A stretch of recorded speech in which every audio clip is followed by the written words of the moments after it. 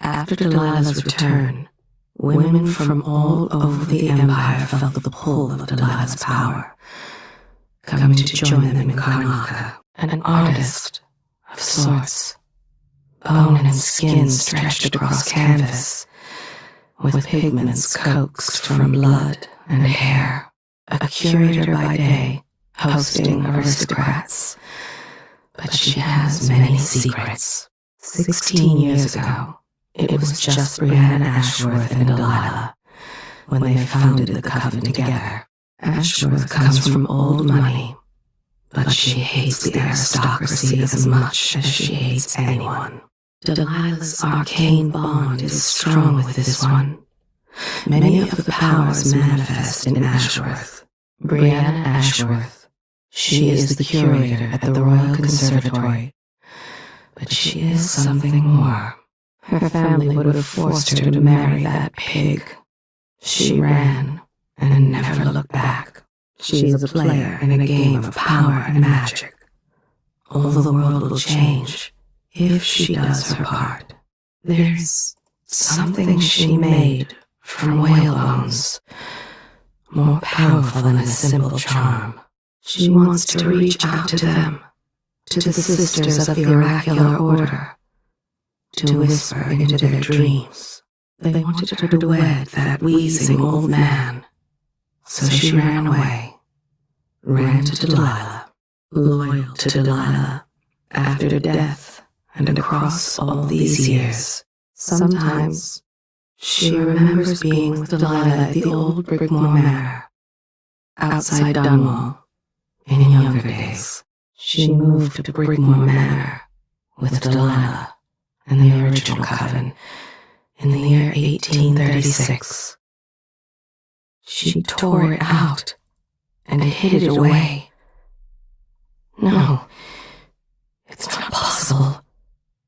No one would do that. The women who feel the tug of her arcane bond, they come from across the aisles, adore her. She demands it. It nourishes her. They were never fair to her. No kindness was ever shown. They whipped her, sent her in the streets. I knew her.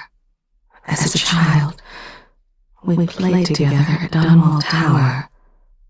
She was a kitchen girl, and I was, if I could only speak to her now.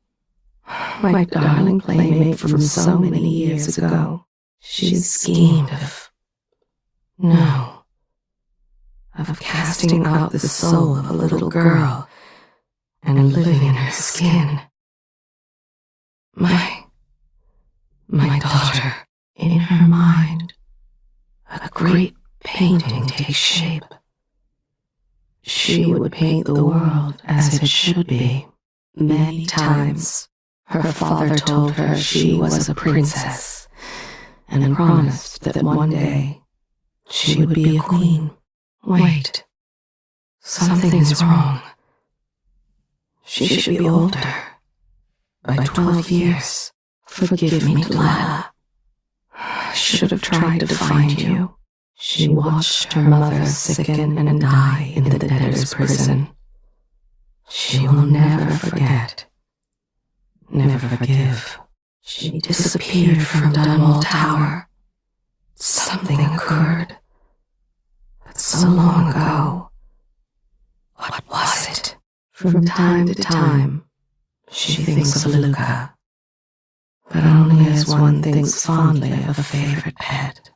Her mind turns to the coven, to the old ones from 15 years ago, and the new ones who join now. Her powers are greater now. She found something in the void, something ancient. She was an apprentice to Sokolov, and more. She admired him for a time, his irreverence, his freedom from restraint. Some nights, her mood sinks low. The world feels lonely and cold and not right. She knows no peace. She dreams of all the world bowing, but more than that, loving her, breathing her name.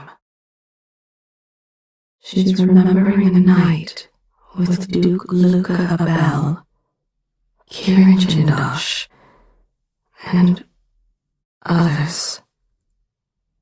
They did something vile, but astounding. Oh, something courses through her veins, inflaming her brain. Stay away. She laughed when she killed him. Laughed and growled as she pulled him apart. Struggle, confusion, murder. She awaits another message from someone powerful. Instructions, like a feral thing.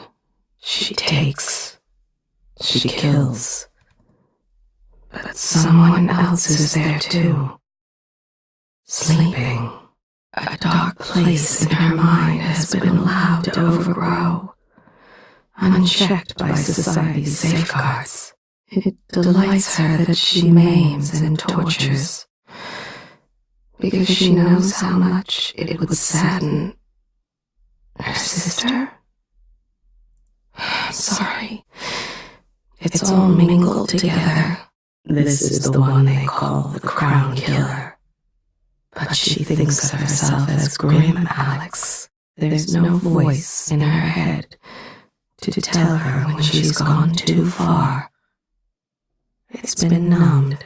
Something has corrupted her blood. It frees her from doubt. She will have her way. That night in Dunwall, she spread the red everywhere, feeling triumph. Glee, you see? Wickedness is her master, yet she is driven by purpose, following a perverse plan. Kirin Jindosh, grand inventor for Serkonos. He dreams of an army of mechanical soldiers. He has a great mind for innovation, invention, progress. Perhaps even greater than Sokolov. His invention, the silvergraph. It combines mercury and light on a plate, and an image appears. Some are delighted, some terrified. His mother asked, "Why did you do that to the cat?" Young Kirin only wanted to know what was inside, how it worked. Her distress puzzled him. He longs for an adversary worthy of his intellect. It is not vanity. There are few who could match him. Almost arrested before the Duke found him. Carted off to some dank hole behind iron bars for revolting crimes against his fellows, his experiments. Instead, the Duke gave him a title. He works with Duke Luca Abele. They share overlapping interests, but only use one another. The new Duke will let him have all the test subjects he wants. An endless supply. So young when he attended the academy. So quiet then. They hardly noticed him, but he took it all in, understood. Perhaps even better than they did. It is important to him. He wants others to notice the complexity of his work, the genius of his innovations. These are his thoughts.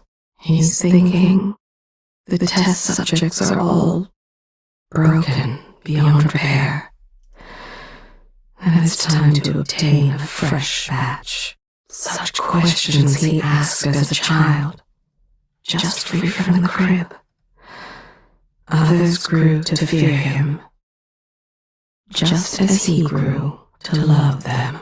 He waits for the breathing and the blood to stop, then the brain and the light from their eyes. He loves that moment when the eyes change, finds it fascinating. At the academy, the other students and most of the teachers, they couldn't comprehend half of what he was telling them. Even at 16, so many years, he's imagined having his own teacher in a cage, like an insect under glass, begging to be released, admitting that his was the superior intelligence. Great theorems drift just beneath the surface, just beyond his reach, but he cannot hold a thought for more than a few seconds. His memories flee from him as he seeks them. All is shifting, intermingling. When he remembers, he is filled with rage and despair. The great cathedral of his mind, abandoned and ruined. In a way, he is more content now than he has ever been. He thinks of his dinner later and hopes for cabbage with pork. For just a second, he had a new line of thinking, the solution to a great engineering problem. Now, lost. He signs the papers to hurry things along, barely glancing at them. Oh, how his writing hand cramps. He is nothing like his father. Another tedious meeting. Endless complaints from the miners about the conditions below. His brother died on the dirty streets of Dunwall, struck down in his youth. The advisors surrounding him are handpicked for their ability to run the silver mines beyond capacity. He avoids those who once worked in the mines.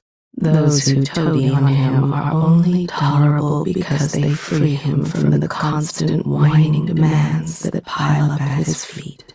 Even living in the grand palace and taking his food from silver plates, he is unhappy. Schools, travel, and mentors. His father gave him every opportunity, but it was never enough. She is more than a lover to him. He counts the moments until he sees her again. The Howlers are his family. He's done terrible things to protect them. He's thinking these are dangerous times, and how Mindy will take care of the Howlers should anything happen to him. He has a secret that will save his life only once each day. He's made the Howlers into something more than just a street gang. He believes he could run Sarkonos better than the Duke. Some business with the Duke. An ongoing arrangement. I don't know. It involves one whose mind has been injured. Paolo. He helped a blind woodcarver cross the street the same day he assassinated a barrister. There's someone he needs to check on. He wonders if the moonstruck man has enough food and water. He gets another star tattooed across his back every time he claims alive. A constellation of woe. He's clever, this one, with aspirations. You'd be surprised how high up he wants to be. I didn't see it at first, but there's magic at work here. He uses charms made of bone. Uses them well. He is well known throughout Karnaka as a man who can get things done. Even the new Duke has employed him. When his years in Karnaca come to an end, he hopes to move to the capital. In Dunwall, he will have the ear of the High Overseer himself. He has seen a troubling increase in superstitious beliefs and the use of charms and spells. He waits for guidance from the oracular order. There was a boy, turned in by his mother for his restless hands. He extracted a confession as he would from anyone else. It would have jeopardized his ascent to Vice Overseer to do otherwise. Once a week, he meets an old friend of his mother's for dinner at a cafe at the edge of town. He listens to her stories again and again, with great patience. His faith is strong, perhaps overly so. He sees the influence of the outsider everywhere, in the Duke, the street gangs, and even the miners. Something nags at him, beyond the usual worries. He will consult the sisters of the oracular order, and they will set his feet on the right path. Ambition. That is what I sense in him. The youngest man to reach Vice Overseer in decades.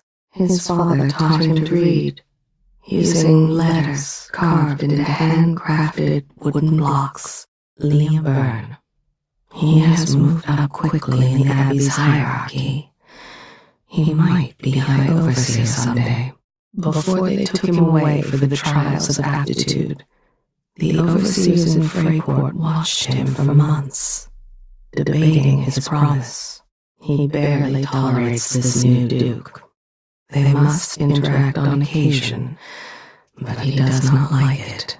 He seeks to weed out the witches and heretics, those who have succumbed to the lure of the void, and who bring chaos where they tread. When he was a boy, an overseer stepped out of the mist, wolfhound by his side.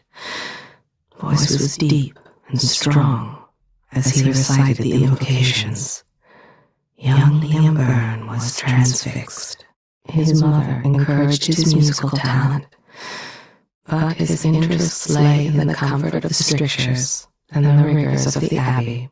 He grew up in the cold mists of Freyport, on the northernmost tip of Morley. He was nothing then. Now, the overseers look to him for answers and leadership. He is troubled. He hopes for guidance soon from the oracular order, but the sisters there have been strangely divided.